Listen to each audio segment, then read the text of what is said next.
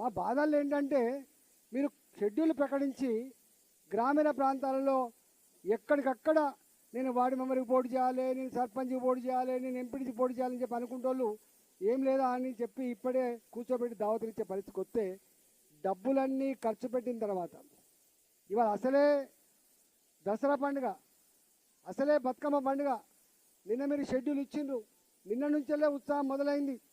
ఒకవేళ వీళ్ళు కనుక డబ్బులన్నీ ఖర్చు పెట్టుకుంటే దీని బాధ్యులు ఎవరు? దీని బాధ్యులు ఎవరు చెప్పండి.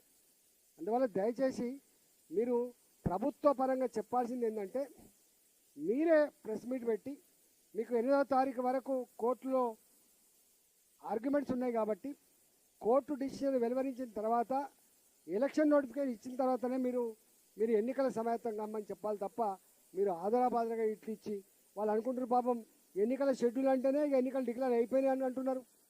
ఇవాళ మొత్తం రిజర్వేషన్లు ఇదొచ్చింది అదొచ్చిందని చెప్పి ఆతృత పడుతున్నారు. కాబట్టి ప్రభుత్వం ఇంత పెద్ద గంభీరమైన విషయాన్ని బీహార్ ఏం జరిగిందో చూసిన తర్వాత, మహారాష్ట్రలో కూడా ఏం జరిగిందో చూసిన తర్వాత తెలంగాణ ప్రజానికాన్ని వంచకూడదని చెప్పి